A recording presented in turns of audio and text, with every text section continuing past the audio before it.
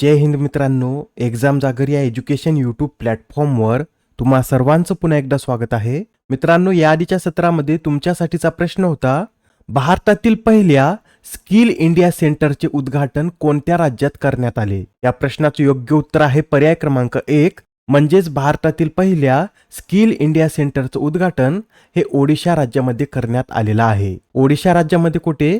तर ओडिशा राज्यामधील संबलपूर येथे केंद्रीय शिक्षण आणि कौशल्य विकास आणि उद्योजकता मंत्री धर्मेंद्र प्रधान यांच्या हस्ते या सेंटरचं उद्घाटन करण्यात आलेलं आहे. आजच्या सत्राचा पहिला प्रश्न पहा.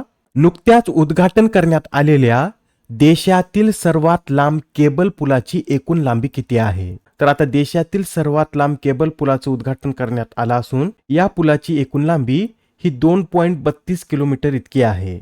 मित्रांनो, हा जो पूल आहे हा पूल या आधी सिग्नेचर पूल या नावाने ओळखला जात होता, पण आता या पुलाला सुदर्शन ब्रिज असं नाव देण्यात आलेलं आहे. हे जे सुदर्शन ब्रिज आहे याचं उद्घाटन 25 फेब्रुवारी रोजी पंतप्रधान नरेंद्र मोदी यांच्या हस्ते करण्यात आलेलं आहे. या पुलाच्या निर्मितीसाठी एकूण 980 कोटी रुपये खर्च आलेला आहे व हा पूल ओका मुख्य भूमीला बेट द्वारकेशी जोडतो. मित्रांनो, या पुलाचे वैशिष्ट्य सांगायचे झाले तर या पुलावरील पदपथावर दोन्ही बाजूंना श्रीमद भगवद्गीतेमधील वचने आणि भगवान कृष्णांच्या प्रतिमा आहेत. तसेच या पदपथाच्या वरच्या भागात 1 मेगावॅट वीज निर्माण करणारी सौर पॅनल देखील बसवण्यात आलेली आहे. व हा जो पूल आहे याची निर्मिती SP सिंगला कन्स्ट्रक्शन प्रायव्हेट लिमिटेड याशिवाय राष्ट्रीय महामार्ग विभागाने गुजरात रस्ते व इमारत विभागाच्या सहकार्याने केली आहे. ठीक आहे, एवढे पॉइंट तुमच्या लक्षात आले असतील. तर आता हा प्रश्न पहा.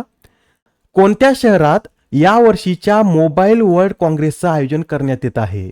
तर या वर्षीच्या मोबाईल वर्ल्ड काँग्रेसचं आयोजन हे स्पेनच्या बार्सिलोना या शहरामध्ये GSMA द्वारे करण्यात येत आहे. ही जी GSMA संघटना आहे ही जगभरातील मोबाईल नेटवर्क ऑपरेटरच्या हिताचे प्रतिनिधित्व करणारी एक जागतिक संघटना असून या संघटनेद्वारे यंदाच्या मोबाईल वर्ल्ड काँग्रेसचं आयोजन 26 ते 29 फेब्रुवारी दरम्यान करण्यात येत आहे. नेक्स्ट क्वेश्चन पहा. अलीकडेच कोणत्या राज्याने कॉटन कॅन्डीवर बंदी घातली आहे? तर नुकतेच आता तामिळनाडू या राज्याने कॉटन कॅन्डीवर बंदी घातलेली आहे. तामिळनाडूच्या आधी पॉंडिचेरी या केंद्रशासित प्रदेशाने देखील या कॉटन कॅन्डीच्या उत्पादन आणि विक्रीवर बंदी घातलेली आहे. बरं, या कॉटन कॅन्डीवर बंदी घालण्यामागचं कारण काय? तर या कॉटन कॅन्डीच्या नमुन्यात रोडामाइन बी हे रासायनिक संयुग आढळून आलेलं आहे. बरं, या संयुगामुळे काय होतं? तर हे संयुग कॅन्सरला कारणीभूत असतं. यासाठीच पॉंडिचेरी व तामिळनाडू या राज्याने कॉटन कॅन्डीवर बंदी घातलेली आहे. हे जे रोडामाइन बी रासायनिक संयुग आहे हे चमकदार गुलाबी रंगाचा असून याचा उपयोग टेक्स्टाईल उद्योगामध्ये करण्यात येतो व हे रसायन जर मानवी शरीरात गेले तर या रसायनामुळे पेशी आणि उतीवर ऑक्सिडेटिव्ह ताण येऊ शकतो आणि या रसायनामुळे मानवाला कर्करोग आणि ट्यूमरला देखील सामोरं जावं लागतं. मित्रांनो, हे जे रसायन आहे यावर याआधीच अन्न सुरक्षा मानक अधिनियम 2006 नुसार बंदी घालण्यात आलेली आहे. या नियमानुसार हे रसायन खाद्यपदार्थात मिसळता येत नाही आणि जर हे रसायन खाद्यपदार्थात मिसळून विकल्यास हा एक दंडनीय गुन्हा आहे. प्रश्न क्रमांक 4.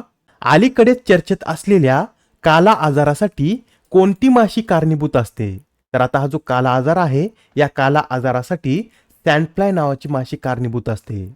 मित्रांनो, सध्या हा काला आजार चर्चेमध्ये का आलेला आहे? तर केंद्रीय आरोग्य मंत्रालयाने गेल्या 15 वर्षाचा या काला आजारासंबंधीचा एक आपला आढावा अहवाल प्रकाशित केला आहे व या अहवालानुसार 31 डिसेंबर 2023 पर्यंत भारतात एकूण 583 प्रकरणे नोंदवली गेलेली आहेत. आणि मित्रांनो, WHO नियमानुसार 10,000 लोकसंख्येमागे काला आजार रुग्णांची संख्या एकापेक्षा कमी राहिली तर त्या देशाला काला आजार मुक्त देश म्हणून घोषित करण्यात येतं. आणि आताची जी भारताची आकडे आहेत त्यानुसार भारत हा जगातील दुसरा काला आजार मुक्त देश ठरू शकतो. आता WHO कडे भारताने आकडे सोपवले आहेत व लवकरच WHO ही संघटना भारताला काला आजार मुक्त देश म्हणून घोषित करू शकते. बरं, जगातील काला आजार मुक्त पहिला देश कोणता आहे? तर बांगलादेश हा जगातील काला आजार मुक्त पहिला देश आहे. 2023 मध्ये बांगलादेशला काला आजार मुक्त देश म्हणून घोषित करण्यात आला आहे. याबरोबरच 2023 मध्येच बांगलादेशला लिम्फॅटिक फिलेरियासिस पासून सुद्धा मुक्त म्हणून घोषित करण्यात आलेला आहे. प्रश्न क्रमांक 5. पीच क्युरेटर बनणाऱ्या भारताच्या पहिल्या महिला कोण ठरल्या आहेत? अत्यंत महत्त्वाचा प्रश्न आहे, तर लक्षात ठेवा. पीच क्युरेटर बनणाऱ्या भारताच्या पहिल्या महिला या जॅसिंता कल्याण बनलेल्या आहेत. जॅसिंता कल्याण यांनी महिला प्रीमियर लीगच्या दुसऱ्या आवृत्तीत पिच क्युरेटर म्हणून कार्य करत हा सन्मान प्राप्त केलेला आहे. यासच हे सुद्धा लक्षात ठेवा. उत्तराखंड उच्च न्यायालयाच्या पहिल्या मुख्य न्यायाधीश या रितू बहारी आहेत. महाराष्ट्राच्या पहिल्या महिला पोलीस महासंचालक रश्मी शुक्ला, 100 अब्ज डॉलर्सची संपत्ती असलेली जगातील पहिली महिला Francois mess, international table tennis फेडरेशनच्या संचालन समितीची सदस्य बनणारी पहिली भारतीय महिला विटा दानी, नासाचे मार्स रोवर चालवणारी पहिली भारतीय महिला अक्षता कृष्णमूर्ती, भारतीय नौदलाच्या युद्धनौकेचे नेतृत्व करणाऱ्या पहिल्या महिला कमांडर पी देवस्थळी, शौर्य पुरस्काराने सन्मानित होणारी हवाई दलातील पहिली महिला अधिकारी दीपिका मिश्रा, भारतीय सशस्त्र दलात एडी कॅम्प म्हणून नियुक्त होणाऱ्या पहिल्या महिला मनीषा पादी, क्रॅश फायर टेंडर चालवणाऱ्या देशातील पहिल्या महिला दिशा नाईक, तर मिलिटरी हॉस्पिटल सर्व्हिसेसच्या महासंचालक बनणाऱ्या पहिल्या महिला या साधना सक्सेना नायर ठरलेल्या आहेत. आता हा प्रश्न पहा, यात काय विचारला आहे, तर अमृत भारत स्थानक योजनेअंतर्गत देशभरातील एकूण किती रेल्वे स्थानकांचा कायापालट केला जाणार आहे. तर या अमृत भारत स्थानक योजनेअंतर्गत देशभरातील एकूण 1309 रेल्वे स्थानकांचा कायापालट केला जाणार आहे. आणि तसेच या योजनेअंतर्गत मध्य रेल्वेच्या मुंबई विभागातील 12 आणि पश्चिम रेल्वेतील मुंबई सेंट्रल विभागातील 8 स्थानकांचा कायापालट केला जाणार आहे. प्रश्न क्रमांक 7 पहा. आता नुकताच दादासाहेब फाळके आंतरराष्ट्रीय चित्रपट महोत्सवात सर्वोत्कृष्ट चित्रपटाचा पुरस्कार कोणत्या चित्रपटाने पटकावला. तर हा जो दादासाहेब फाळके आंतरराष्ट्रीय चित्रपट महोत्सव आहे, यामध्ये सर्वोत्कृष्ट चित्रपटाचा पुरस्कार हा जवान या चित्रपटाने पटकावलेला आहे. याबरोबरच या पुरस्कार सोहळ्यात इतर सुद्धा पुरस्कार देण्यात आलेले आहेत, ते सुद्धा नोट करून घ्या. या पुरस्कार सोहळ्यात सर्वोत्कृष्ट अभिनेत्याचा पुरस्कार शाहरुख खान यांना जवान या चित्रपटासाठी देण्यात आलेला आहे, तर सर्वोत्कृष्ट अभिनेत्रीचा पुरस्कार राणी मुखर्जी यांना मिसेस चॅटर्जी वर्सेस नॉर्वे या चित्रपटासाठी देण्यात आला आहे. सर्वोत्कृष्ट दिग्दर्शक हे संदीप रेड्डी वंगा ठरलेले आहेत. समीक्षकाद्वारे सर्वोत्कृष्ट चित्रपट हा 12th फेल ठरलेला आहे. समीक्षक सर्वोत्कृष्ट अभिनेता हा सॅम बहादूरसाठी विकी कौशल ठरलेला आहे. आणि समीक्षकाद्वारे सर्वोत्कृष्ट अभिनेत्री हे जानेजासाठी करीना कपूर खान ठरलेली आहे.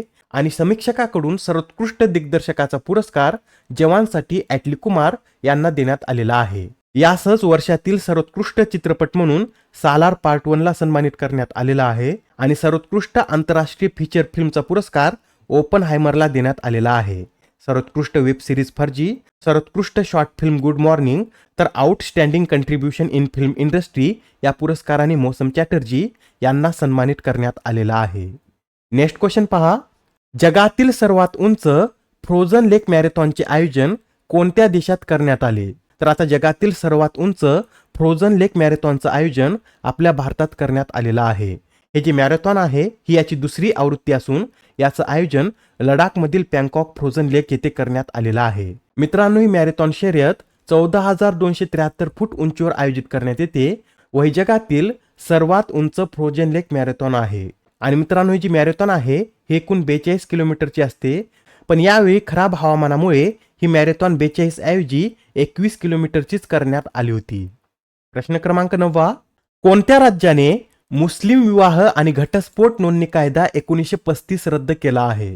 तर हा जो मुस्लिम विवाह आणि घटस्फोट नोंदणी कायदा 1935 आहे हा आसाम या राज्याद्वारे रद्द करण्यात आलेला आहे. आणि आसाम सरकारच्या माहितीनुसार आता हा कायदा रद्द केल्यामुळे काय होईल, तर राज्यातील बालविवाह रोखण्यास मदत होईल. त्यासाठीच आसाम सरकारने हा कायदा रद्द केलेला आहे. आसामविषयी हे सुद्धा लक्षात ठेवा, आसाम राज्याच्या सीमा या 2 देशाशी संलग्न आहेत व ते देश कोणते, तर भूतान आणि बांगलादेश या 2 देशाशी आसाम राज्याच्या सीमा संलग्न आहेत. सध्या आसामचे राज्यपाल हे गुलाबचंद कटारिया आहेत, तर हेमंत बिस्वा शर्मा हे आसामचे मुख्यमंत्री आहेत. याबरोबरच आसाममध्ये काझीरंगा नॅशनल पार्क, मानस national park, Nameri national park, Orang national park व दिब्रू सेखवा नॅशनल पार्क हे 5 नॅशनल पार्क स्थित आहेत. आजच्या सत्रामधील शेवटचा प्रश्न पहा. दरवर्षी केंद्रीय उत्पादन शुल्क दिवस कधी साजरा केला जातो. तर आता हा जो केंद्रीय उत्पादन शुल्क दिवस आहे हा दरवर्षी 24 फेब्रुवारी रोजी साजरा केला जातो. बरं, हा जो दिवस आहे हा 24 फेब्रुवारी रोजीच का साजरा केला जातो, तर 24 फेब्रुवारी 1944 रोजी केंद्रीय उत्पादन शुल्क आणि मीठ कायदा लागू करण्यात आला होता. त्यासाठी 24 फेब्रुवारी रोजीच केंद्रीय उत्पादन शुल्क दिवस सुद्धा साजरा केला जातो. केंद्रीय उत्पादन शुल्काविषयी सांगायचं झालं तर केंद्रीय उत्पादन शुल्क हा एक अप्रत्यक्ष कर आहे आणि हा कर भारतात उत्पादित वस्तूवर आकारला जातो. आजच्या सत्रामधील तुमच्यासाठीचा प्रश्न पहा. कोणत्या राज्याने ट्रान्सजेंडरना मोफत शिक्षण देण्याची घोषणा केली? आता या प्रश्नाचं उत्तर कमेंटमध्ये देण्याचा प्रयत्न करा. उत्तर चुकलं तरी काय हरकत नाही, कारण ज्यावेळेस तुम्हाला या प्रश्नाचं योग्य उत्तर माहित होतं त्यावेळेस हा प्रश्न तुमच्या दीर्घकाळापर्यंत लक्षात राहतो. तर आता पुढच्या सत्रामध्ये पुन्हा भेटूया. धन्यवाद.